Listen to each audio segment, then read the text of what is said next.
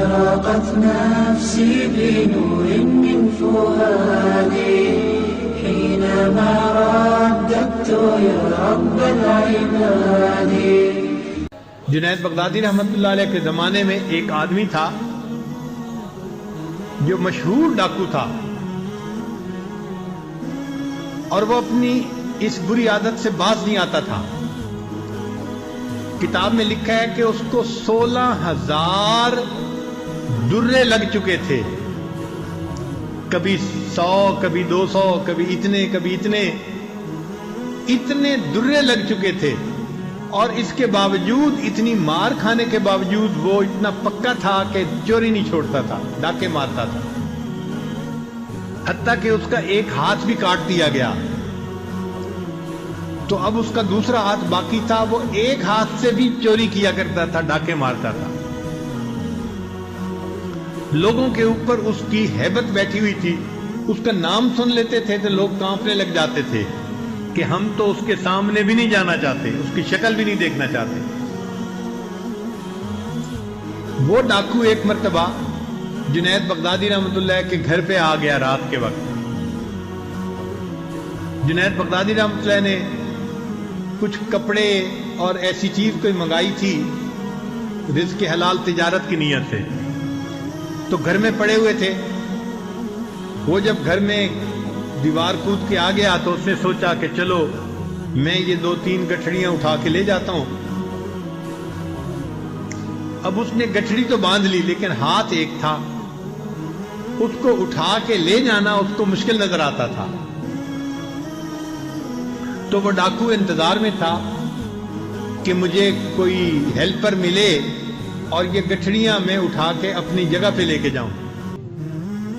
اتنے میں جنید بغدادی رحمۃ اللہ تہجد کے لیے اٹھے اور وہ اپنے گھر کے صحن میں آئے. تو ڈاکو نے ان کو دیکھا تو ڈاکو سمجھا کہ یہ اس گھر کا کوئی نوکر ہے اور یہ اٹھ کے آ گیا ہے. تو ڈاکو نے اس کو بڑی سخت آواز میں کہا، ادھر آؤ اور یہ گٹھڑی اٹھا کے میرے سر پہ رکھو.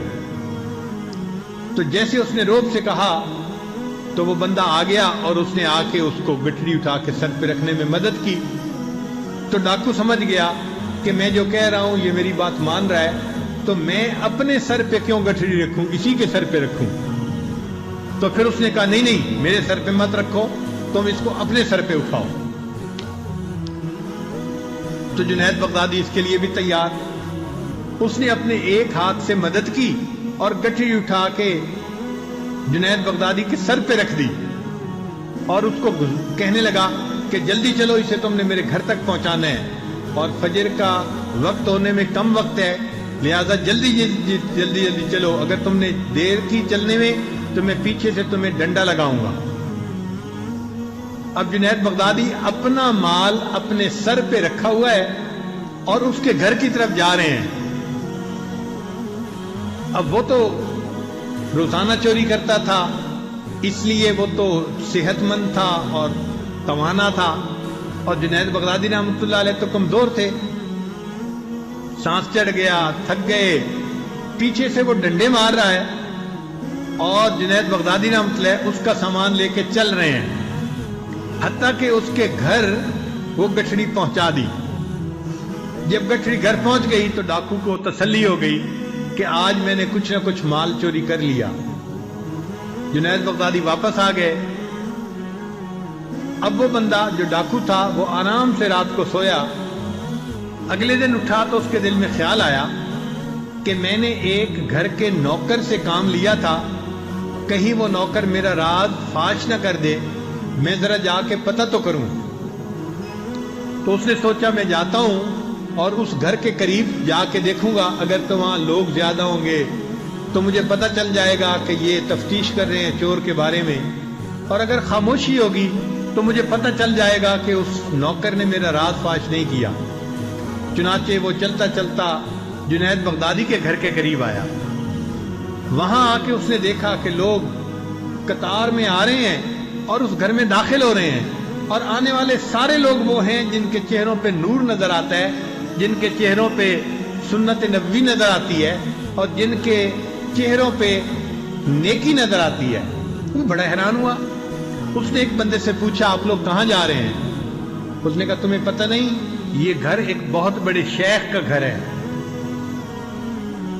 اس نے کہا اچھا کیا اس شیخ کو میں دیکھ سکتا ہوں؟ اس نے کہا ہاں دیکھ سکتے ہو، میرے ساتھ آؤ۔ چنانچہ وہ ڈاکو اپنا ایک ہاتھ اس نے چھپا لیا کپڑے کے اندر کہ لوگوں کو پتہ نہ چل جائے کہ میرا ایک ہاتھ کٹا ہوا ہے اور میں وہ ڈاکو ہوں۔ اور وہ اس کے ساتھ چلتا چلتا اس گھر میں جب پہنچا تو اس نے کیا دیکھا کہ رات کو جس کو غلام سمجھ کے اس نے گٹری اٹھوائی تھی وہی بندہ مسند ارشاد پہ بیٹھا ہوا ہے، اور وہ وقت کے بہت بڑے شیخ جنید بغدادی رحمت اللہ علیہ۔ اب ان کے چہرے پہ جو نظر پڑی نا تو دل کی دنیا بدل گئی۔ چنانچہ اس نے حضرت کے مجلس میں توبہ کی، پھر حضرت سے بیعت ہوا۔ کتابوں لکھا ہے کہ پھر اس کو حضرت جنید بغدادی رحمۃ اللہ نے خلافت عطا فرمائی، اور وہ اپنے وقت کا ہاتھ کٹا اتنا بڑا شیخ بن کے زندگی گزارتا رہا۔ جو ڈاکو تھا، چور تھا، اللہ والوں کی محفل میں آیا اور اللہ والوں نے اس کے دل کو بدل کے رکھ دیا۔